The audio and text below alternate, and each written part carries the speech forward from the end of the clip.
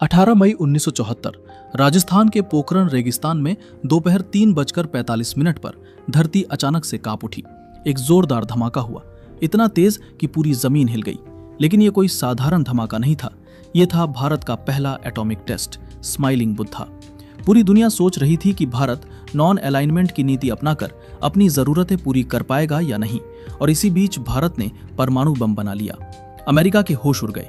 UK, France और Canada सभी हैरान रह गए। सवाल यह था कि अमेरिका की नाक के नीचे से भारत ने यह कैसे कर दिखाया। लेकिन यह तो सिर्फ शुरुआत थी। 24 साल बाद 11 मई 1998 फिर से पोखरण। इस बार 3 धमाके एक साथ हुए और 13 मई को 2 और धमाके किए गए। इसके बाद भारत ने खुद को न्यूक्लियर पावर घोषित कर दिया। दुनिया ने दांतों तले उंगलियां दबा ली। अटल बिहारी वाजपेयी और एपीजे अब्दुल कलाम ने पूरी दुनिया को चौंका दिया था। लेकिन यह सफर आसान नहीं था। यह कहानी शुरू होती है द्वितीय विश्व युद्ध से, जब अमेरिका ने फैट मैन और लिटिल बॉय नाम के 2 एटम बम हिरोशिमा और नागासाकी पर गिराए। भारी तबाही हुई। जापान ने 1 हफ्ते के अंदर ही अनकंडीशनल सरेंडर कर दिया। एलाइज ने वर्ल्ड वॉर 2 जीत लिया। तभी दुनिया के बाकी देशों को एटम बम की अहमियत समझ आ गई।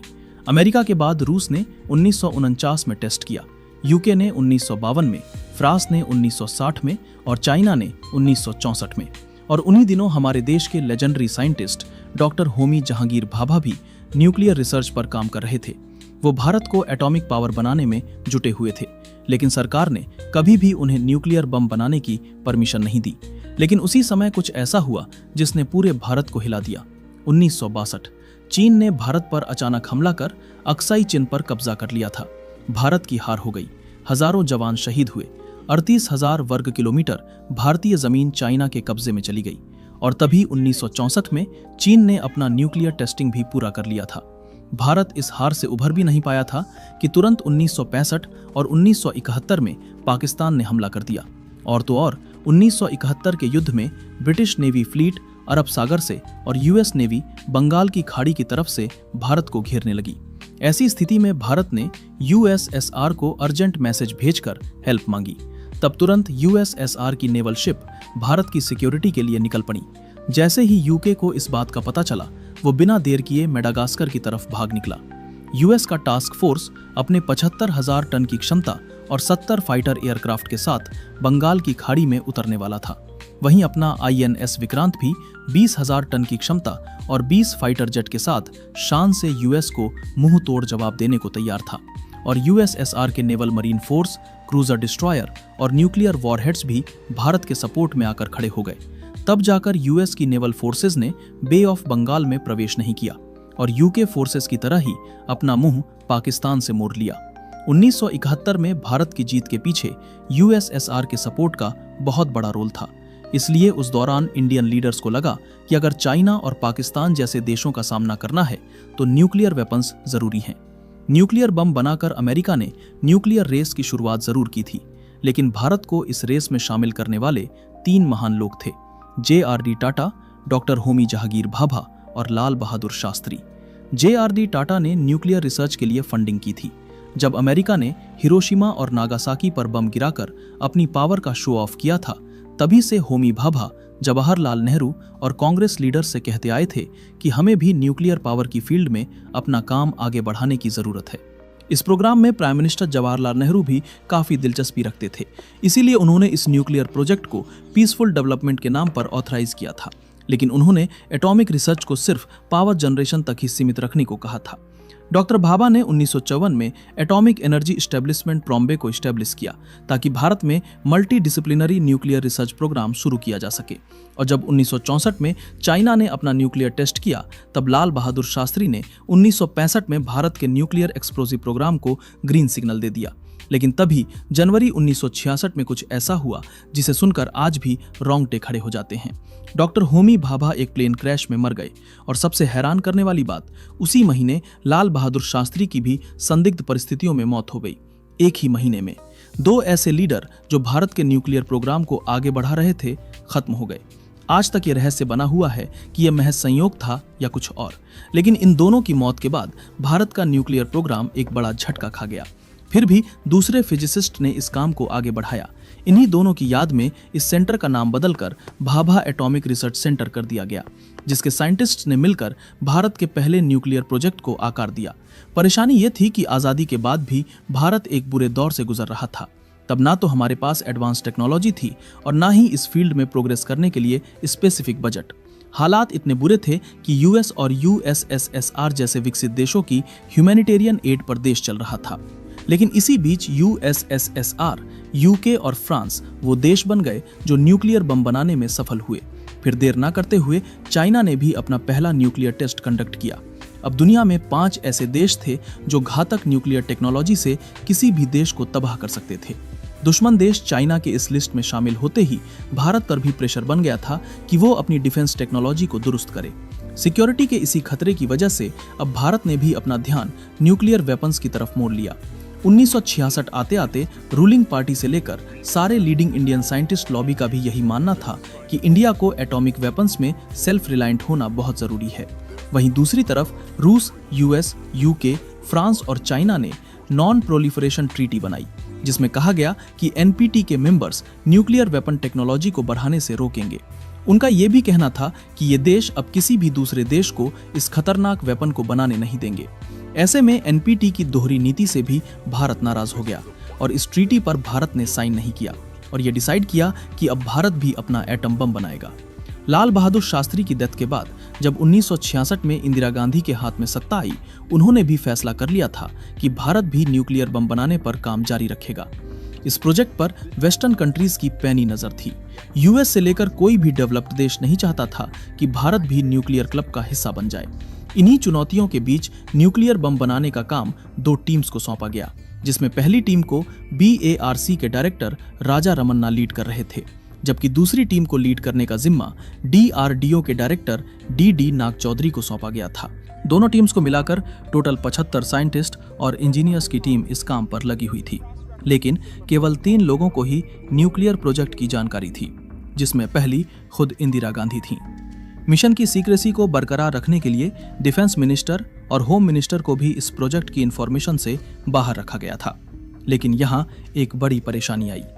बम बनाने के लिए प्लूटोनियम की जरूरत थी, लेकिन ट्रॉम्बे का फीनिक्स रिएक्टर पहले ही बंद हो चुका था और बचे हुए प्लूटोनियम को पूर्णिमा न्यूक्लियर रिएक्टर में इस्तेमाल किया जा रहा था। ऐसे में प्लूटोनियम की डिमांड को पूरी करने के लिए 1973 में पूर्णिमा रिएक्टर को शट डाउन कर दिया गया, ताकि वहां से प्लूटोनियम लेकर न्यूक्लियर टेस्ट में इस्तेमाल किया जा सके। इसके अलावा वासुदेव अय्यर ने बम के सबसे जटिल हिस्से न्यूट्रॉन इनिशिएटर को बनाने में कामयाबी हासिल की। ये वो हिस्सा था जिसे बनाने में अमेरिका को भी सबसे ज्यादा परेशानियां झेलनी पड़ी थीं। टेस्टिंग के लिए साइंटिस्ट की पहली प्रेफरेंस पोखरन रेंज थी, क्योंकि टेस्टिंग एक ऐसे इलाके में की जानी थी जहां आसपास कोई आबादी ना हो, और ये सभी कंडीशन राजस्थान के थार डेजर्ट पर परफेक्टली एप्लीकेबल होती थीं। और फाइनली 18 मई 1974 को दोपहर 3:45 पर बटन दबाया गया। न्यूक्लियर एक्सप्लोजन हुआ। अच्छी बात यह थी कि बम इम्प्लोसिव था और टेस्ट को जमीन के नीचे किया गया था, इसीलिए रेडिएशन का हवा में फैलने का डर कम था। साथ ही बम 12 किलोटन क्षमता का था, इसीलिए विस्फोट ज्यादा भयानक और विनाशकारी नहीं था। लेकिन इस विस्फोट के साथ ही दुनिया जान गई थी कि भारत भी अब न्यूक्लियर वेपन बनाने की शक्ति रखता है।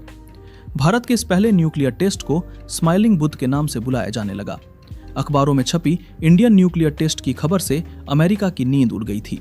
वो ये हजम करने को राजी नहीं था कि भारत अमेरिका से छुपकर न्यूक्लियर टेस्ट भी कर सकता है, और वो भी उनके नाक के नीचे से। कुछ ऐसा ही रिएक्शन कनाडा का भी था, जो खुद को ठगा हुआ महसूस कर रहा था। दरअसल टेस्ट के लिए जिस प्लूटोनियम का इंतजाम हुआ था, वो कनाडा द्वारा दी गई हेवी वाटर रिएक्टर टेक्नोलॉजी से ही प्रोड्यूस किया गया था। टेस्ट के तुरंत बाद ही कनाडा ने भारत के साथ बने वाले रिएक्टर प्रोजेक्ट से अपना पल्ला झाड़ लिया, और इसके अलावा न्यूक्लियर टेक्नोलॉजी और फ्यूल की सेल पर बैन लगा दिया।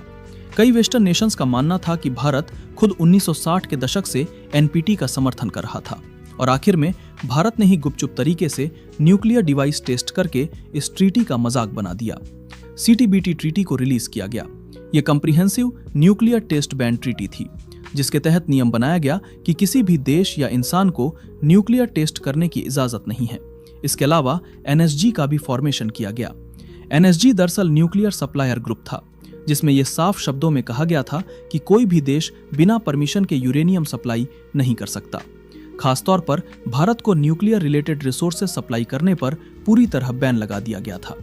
फिर 1995 में प्राइम मिनिस्टर की कुर्सी की कमान पीवी नरसिम्हा राव के हाथ आई, जिन्होंने एक बार फिर जोर शोर से पोखरण में न्यूक्लियर टेस्ट की तैयारी करवाई। लेकिन उनसे गलती ये हो गई कि उन्होंने प्रोजेक्ट की सीक्रेसी पर ध्यान नहीं दिया और इसी के चलते अमेरिकन स्पाई सैटेलाइट को पोखरण में तैयार होने वाले दूसरे न्यूक्लियर टेस्ट का पता चल गया।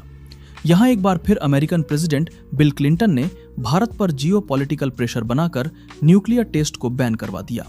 उन्होंने डायरेक्ट प्रधानमंत्री को फोन लगाकर साफ किया कि यह टेस्ट हुआ तो भारत को इसका अंजाम भुगतना पड़ सकता है, और अमेरिका ने ऐसा एक बार नहीं बल्कि 2 बार किया। लेकिन इतने बड़े बवाल के बाद भी भारत ने अपने गोल से नजर नहीं हटाई और इस प्रोजेक्ट में जल्द ही एपीजे अब्दुल कलाम को साथ मिला अटल बिहारी वाजपेयी का। 1996 में जब अटल बिहारी वाजपेयी सत्ता में आए, उन्होंने प्रधानमंत्री बनते ही एपीजे अब्दुल कलाम और आर चिदम्बरम के साथ साथ भारत के टॉप लेवल साइंटिस्ट्स को न्यूक्लियर वेपन्स की टेस्टिंग का काम सौंप दिया। उन्होंने वैज्ञानिकों को खुली छूट दी कि वो जो चाहे करें, लेकिन इस टेस्ट को कम से कम समय में सक्सेसफुली कंडक्ट करें। मगर अफसोस ये था कि उनकी सरकार केवल 13 दिनों में ही गिर गई और ये प्रोजेक्ट फिर से रुक गया। फिर 1998 में दोबारा पावर में आते ही अटल बिहारी वाजपेयी ने न्यूक्लियर टेस्ट को गो अहेड दिया। इस टेस्ट को करने में सबसे बड़ी चुनौती सीक्रेसी की थी। CIA की नाक के नीचे पोखरण में टेस्ट प्रिपरेशन करना आसान नहीं था। दरअसल पोखरण एक खुला रेगिस्तान था जहां छोटी से छोटी हलचल भी पकड़ी जाती थी। इसके लिए इंडियन आर्मी की 58 इंजीनियर रेजिमेंट को चुना गया, जिनके कंधों पर न केवल टेस्ट साइट को प्रिपेयर करने की जिम्मेदारी सौंपी गई बल्कि इसकी सीक्रेसी को मेंटेन करने की रिस्पॉन्सिबिलिटी भी दी गई। इंडियन आर्मी ने इस मिशन को बखूबी निभाया।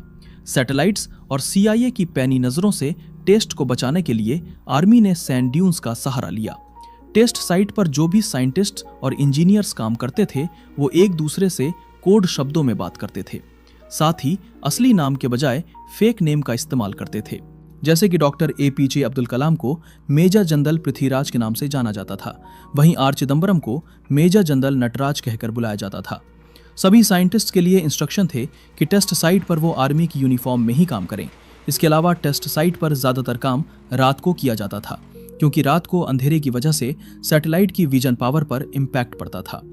CIA को इस प्रोजेक्ट की भनक न लगे, इसके लिए पोखरण साइट पर आर्टिफिशियल वेजिटेशन को उगाया गया था। सेंसर केबल्स को रेत से ढक दिया जाता था। साथ ही बम शाफ्ट को कैमफ्लॉज नेटिंग से भी कवर कर दिया जाता था। और फाइनली 11 मई 1998 को दोपहर 3:45 पर जब हवा रुक गई तो पोखरण में कुछ ऐसा धमाका हुआ कि पूरी धरती कांप उठी। इस दिन भारत ने एक नहीं बल्कि 3 न्यूक्लियर डिवाइस को सक्सेसफुली डिटोनेट करके इतिहास रच डाला। भारत इकलौता ऐसा देश बना जिसने अपनी ही टेक्नोलॉजी के बलबूते पर न्यूक्लियर टेस्ट किया और अमेरिका के होश उड़ा दिए। 11 मई के बाद भारत ने 13 मई को भी 2 एक्सपेरिमेंट करके इंटरनेशनल लेवल पर अपना एक अलग नाम बना लिया था।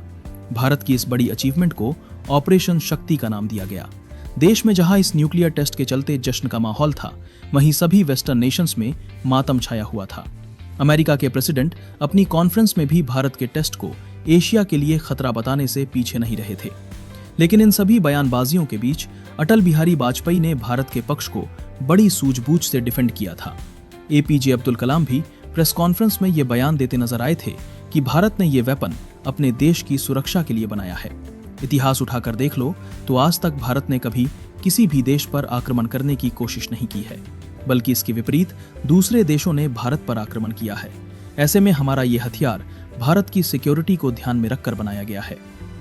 CTBT में जल, थल और हवा में टेस्टिंग पर रोक थी, लेकिन भारत ने जमीन के नीचे इस टेस्ट को अंजाम दिया था। इसके बाद दूसरा रोल NPT का था, जिसे भारत ने साइन ही नहीं किया था।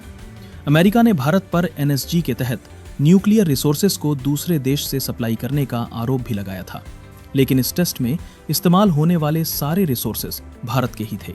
ऐसे में अमेरिका भारत का कुछ नहीं कर पाया। ये थी भारत के न्यूक्लियर पावर बनने की कहानी, जहां JRD टाटा, होमी भाभा, लाल बहादुर शास्त्री से लेकर अटल बिहारी वाजपेयी, APJ अब्दुल कलाम और हमारे वैज्ञानिकों ने अपनी जान की परवाह नहीं की, ताकि हमारी पीढ़ी उनकी पीढ़ी से ज्यादा सुरक्षित रहे। दोस्तों, अगर वीडियो पसंद आया हो तो वीडियो को एक लाइक जरूर करें और चैनल को भी सब्सक्राइब जरूर करें। हम ऐसे ही वीडियो हर हफ्ते लाते रहेंगे। तब तक के लिए जय हिंद।